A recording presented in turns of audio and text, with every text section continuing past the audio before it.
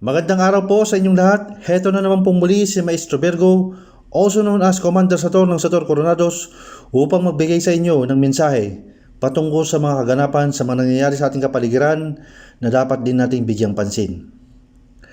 Una sa lahat ay nagpapasalamat ako, Panginoon. Maraming salamat po sa Diyos Amang makapangyarihan sa lahat. Panginoon, maraming salamat po sa sandaling ito na pinagkaloob niyo sa amin, sa akin, upang makapagbigay ako ng mensahe sa pangkalahatan, upang bigyan pansin ng mga bagay-bagay na nakakaalarma sa kapaligiran natin, na nakikita ko na may mga tao na dapat ay bigyan liwanag ang kanilang buhay, upang sa ganun ay huwag nilang isipin ang mga bagay-bagay ay katapusan na sa kanilang buhay. Lalo na sa sitwasyon ngayon na ating ginagalawan sa ngayon o ating nararanasan sa pangkalahatan. Maraming salamat po, Panginoon. Sana po ay magkaroon ng bukas na kaisipan ang sandaling ito para sa pangkalahatan, upang mas maintindihan nila na hindi kailangan ng mga bagay-bagay na bukasan o kung ano man ang sitwasyon na meron sila. Kahit sa pinakamahirap na sitwasyon ay huwag nating iisipin na tapusin ang mga bagay-bagay para sa atin. Yan lang po, Panginoon, at ang hinihiling ko po sa inyo, ang lahat ng bagay na ito ay hinihiling ko sa inyong walang kapantay na kapangyarihan at walang bahid dungis na pangalan. Maraming salamat po, Panginoon ko. Kaya ako nag-open up ngayon ay nais kong bigyang pansin ng mga bagay-bagay patungkol sa mga nangyayari sa ating kapaligiran, patungkol sa salitang depression. Alam naman natin na ang layunin ng ating ng channel na ito ay upang makatulong sa spiritual, physical, mental at emotional. So, para sa akin, nasasakop din ng channel na ito ang mga bagay-bagay patungkol sa mga ganyang bagay na mga nangyayari sa ating kapaligiran.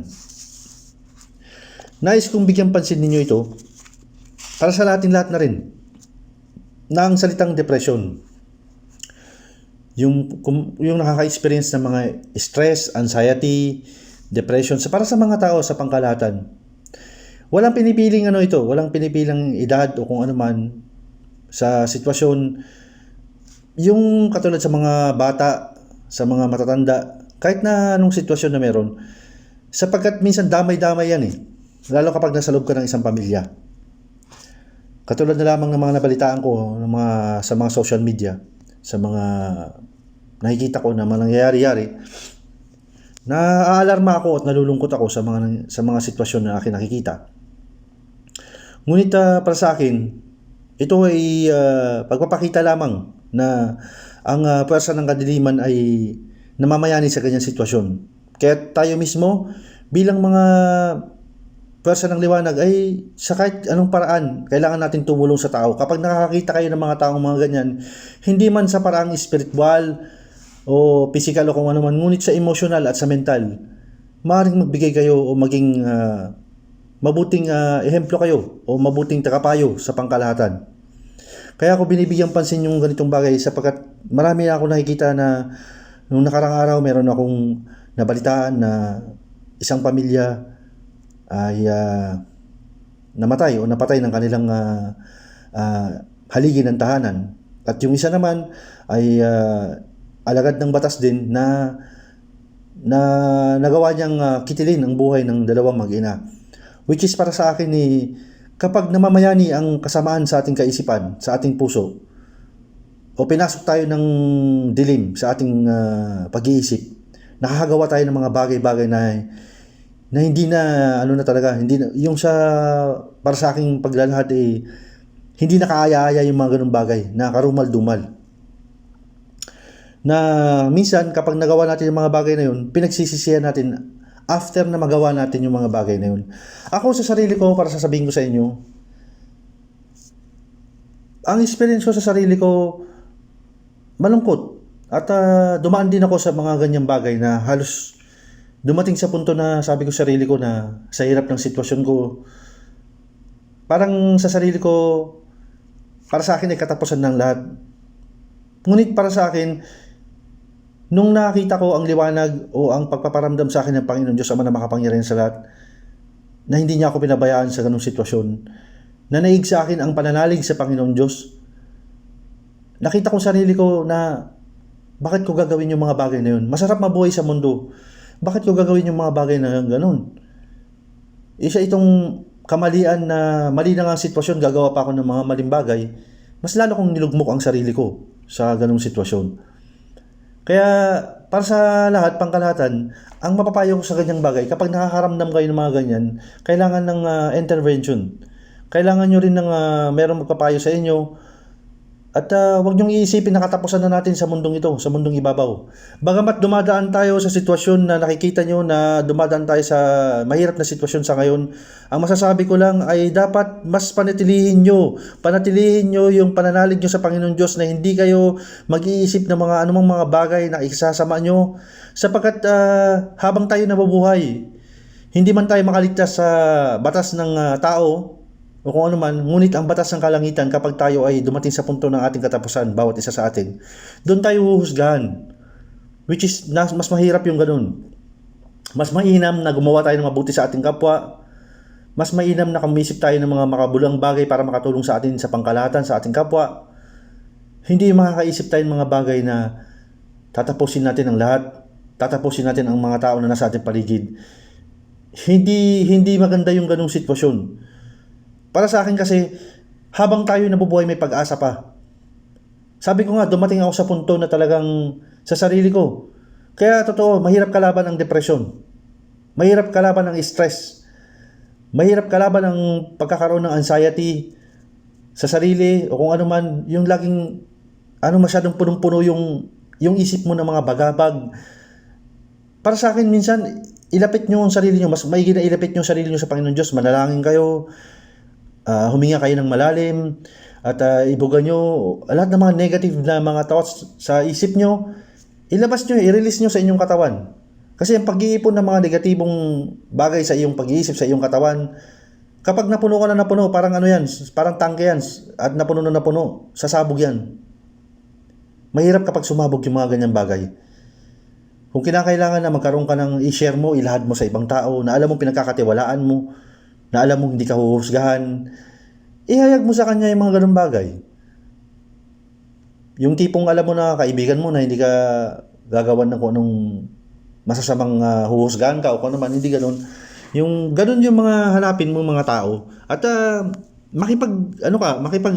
halubilo ka sa mga masasayang tao na alam mong puro positive ang kanilang iniisip. Kasi the more na lumalapit ka sa mga tao na negative ang iniisip, lalo kang malulugmok sa kanyang sitwasyon.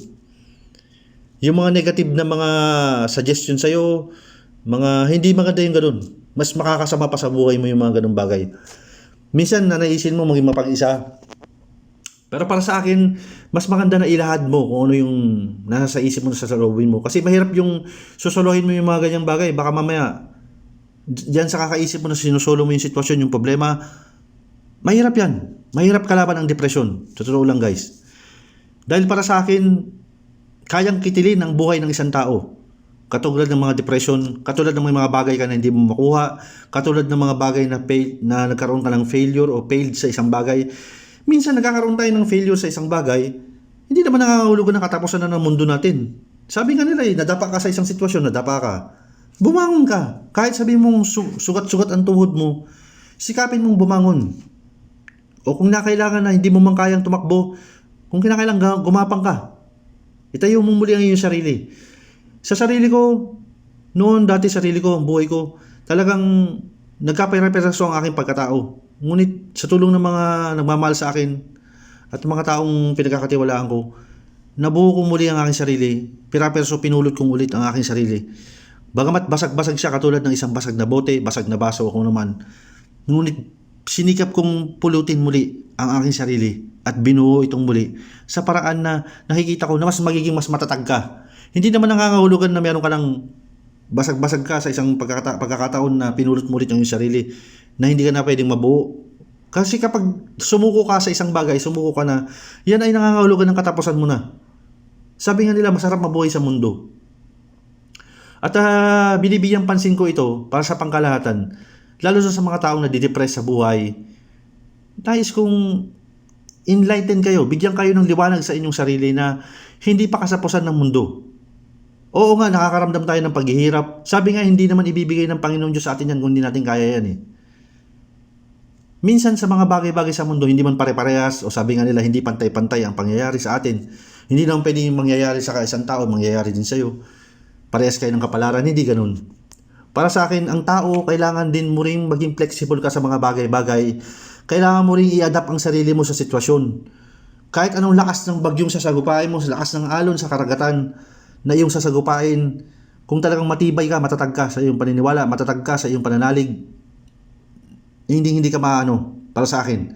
Sa lahat ng mga kaibigan na nakakaranas ng depresyon, nakakaranas ng stress o kung ano man, para sa akin, manalangin kayo.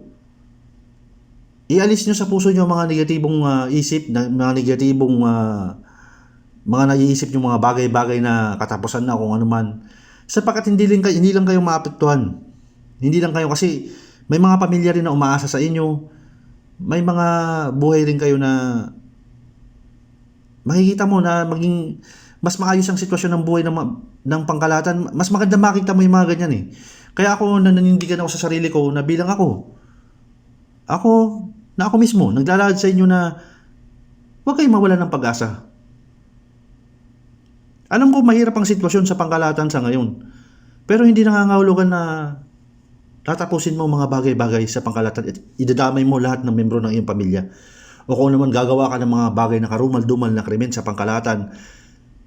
Sapagkat yung mga taong mga ganyan is pinasok na ng persa ng kadiliman ng kanilang isip at ang kanilang puso. Dahil kung ikaw ay matindi ang mananalig mo sa Panginoon Diyos, hindi ka makakagawa ng mga ganyang bagay. Kahit subukin ka pa. May pagkakataon na susubukin ka, nagagawa ka ng mga ganun. Pero para sa akin, manalangin lang kayo. Mas isipin nyo na ang Panginoon Diyos hindi tayo pinababayaan. Kahit anong paghihirap yan, mayroon pa rin pag-asa. Sabi nga nila, nasa sayo na lang yan kung paano mo, ano yung sarili mo, na magsikap ka. Ang kailangan talaga ay pagsisikap at pananalig sa Panginoon Diyos, sa sarili, pagkanunang natiwala, at pag-iisip ng mga positibong bagay. Kasi once na pinuno mo ng negatibo ang iyong kaisipan, mahirap yan. Pero kung puro positive ang pumapasok sa'yo na, sige, ang hirap ng sitwasyon, mahirap nga. Pero siguro naman sa mga susunod na araw, magiging okay na rin. At sa mga susunod na araw ay mas magiging produktibo ako. Huwag nyo din kayo makakalimot na manalangin, humingi ng tawad. Maaaring may mga kasalanan din kayo sa buhay na inyong nagagawa. At isipin nyo may mga umaasa pa rin sa inyo.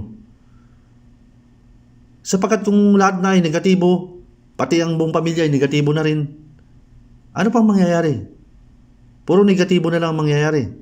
Puro negatibo na lang papasok sa ating isip. Hindi natin isipin mga bagay kahit na sa mga ganyang sitwasyon. Try natin isipin na ito'y pagsubok lamang. Pagsubok lang sa pangkalahatan. Katulad ng gabi, pagkatapos ng gabi mayroong umaga, may liwanag. O mismo sa mismong gabi, kahit madilim ang sitwasyon, mayroong buwan na nagbibigay liwanag. Sabi ko nga, in the end of the day, lahat ng aksyon na gagawin natin, yun ang magmamanifest para sa atin kung ano bang kahihinatnan natin. Kapag nakagawa ka ng isang bagay na hindi mo talaga pagsisisihan mo sa pagdating ng araw, mahirap yung ganun. Hanggat maaari sa pag nakakaramdam kayo, may mga kaibigan kayo na may mga ganyan, may mga miyembro kayo ng pamilya na nakikita nyo na mga ganyan, try nyo lang. Para sa akin, hindi man sa mga bagay na katulad ng pananalapi o kung naman, yung salita mo pa lang sa isang tao na magbibigay ka ng magandang payo para sa kanya, na mas maintindihan niya yung magsisink in sa kanyang isip yun, na lagi niyang iisipin na huwag niyang gagawin yung mga ganung bagay sapagkat mali yun, huwag niyang gagawin yung mga ganung bagay kasi may pag-asa pa naman. Kasi sinusubukan lang naman tayo lahat sa ganitong sitwasyon.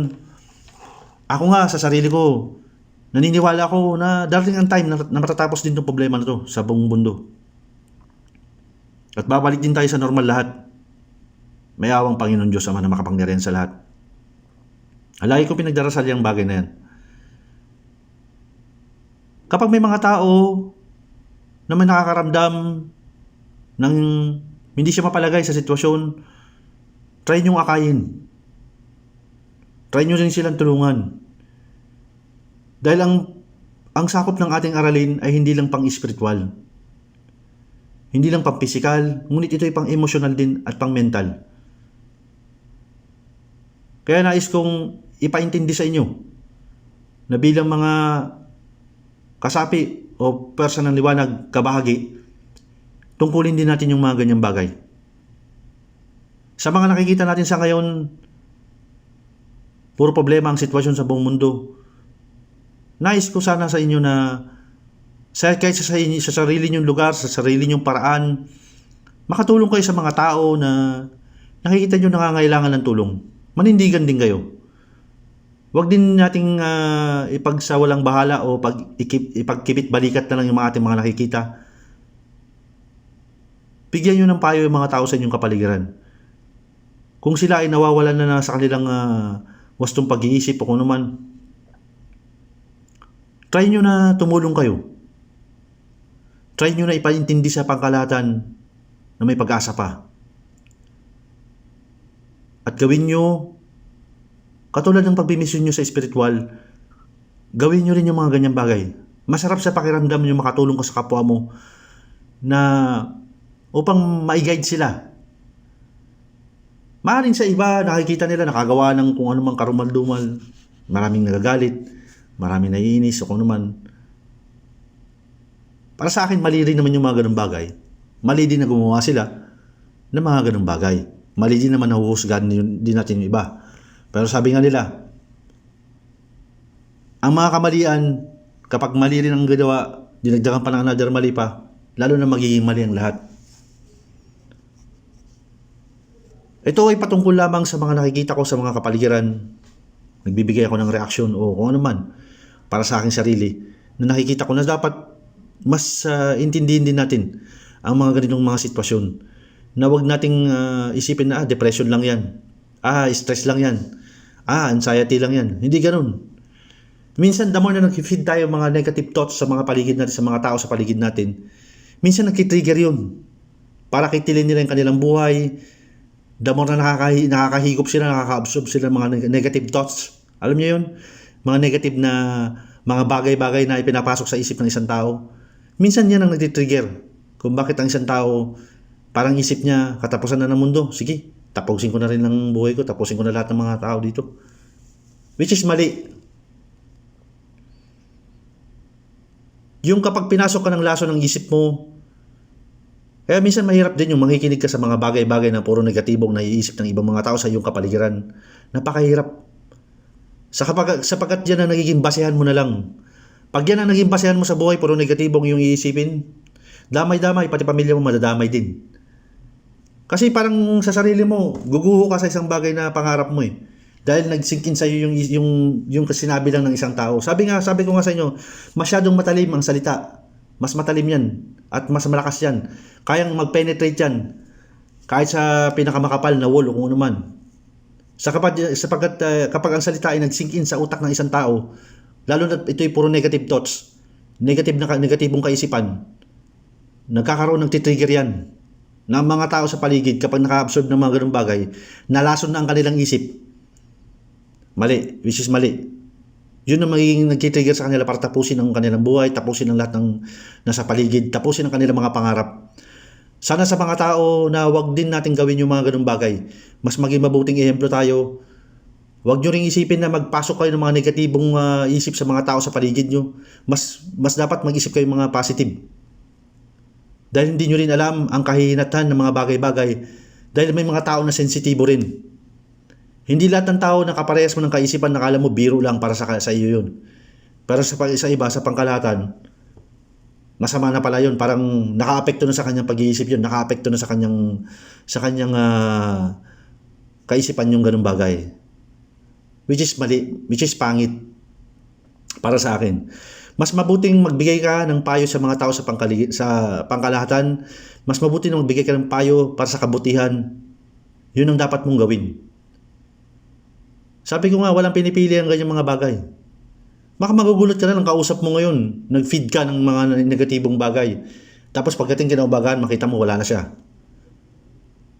Kasi nga, konsensya mo rin. Nag-feed ka sa kanya mga negative thoughts.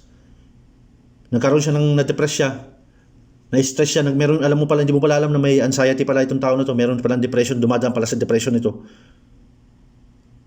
Konsensya mo kung may mangyari sa kanya hindi maganda. Kung para sa'yo, biro lang yung ganung bagay. Kaya sana bigyan pansin nyo rin itong mga ganitong mga bagay para mas maintindihan nyo. Ako ay nagbigay lamang ng mga ganitong mga points para mas ma-address nyo yung mga ganyang bagay sa pangkalahatan na hindi tayo dapat nagbibiro, hindi tayo dapat ng mga nag-feed ng mga negative. Although kasama sa buhay yung mga ganyan, kaya lang isipin mo rin yung maging sensitibo ka rin. Sometimes maging sensitive din tayo sa mga bagay-bagay. Hindi naman lahat ng bagay patungkol lang sa atin. Minsan yung mismong kaharap mo rin, pakinggan mo rin, o pakiramdaman mo rin yan. Dahil yung kakafeed mo ng mga negative, yan pang mag-meet siya ng kanyang pagtatapos ng kanyang buhay. Which is konsensya rin ng bawat isa sa atin. Kung tayo ay nakakaranas ng mga miserable sa ating buhay, kung naman huwag natin ipasa sa mga tao, huwag natin iisipin na ganito katapusan na kung naman. Mahirap. Kaya maging maingat din tayo. Ang aral ngayong araw na to na aking nais patungkol ay ang katungkol sa depression, sa stress, anxiety, at yung pag-feed ng mga negative thoughts, ng mga negatibong mga statement, mga negatibong kaisipan. Sabi nga kung walang magawa sa buhay, suluhin mo na lang kung ano man yung naiisip ng mga negatibo. Mahirap kalaban ang depression. Lalo na sa sitwasyon natin ngayon. Dapat mas mag-isip tayo ng mga positibong bagay at mas maging mabuti tayong ehemplo, maging mabuti tayong tagapayo sa pangkalahatan. Yan lamang po ang aking binabahagi sa ngayon, o ang aking mensahe sa ngayon sa pangkalahatan, para mas maintindihan natin na mahirap kalaban ng depression, mahirap kalaban ng stress, ang anxiety sa isang tao. Dapat mas manindigan tayo na tumulong tayo sa mga taong nakakaranas o dumaraan sa ganitong sitwasyon. Yan naman po, ako pong muli si Maestro Virgo, also known as Commander Sator ng Sator Coronados, nag-iiwan sa inyo ng mensaheng anumang bagay na pinagdadaanan natin ng kahirapan o kung anuman sa sitwasyon natin ngayon, huwag lang natin kalimutan na may Panginoong Diyos pa rin na makapangyarihan sa lahat, ang nakagabay at umaalalay sa atin, nakatingin para sa atin. Huwag tayong mawawala ng pag-asa. Dahil sabi nga nila, habang may buhay ay may pag-asa pa. Maraming salamat po. Hanggang sa muli.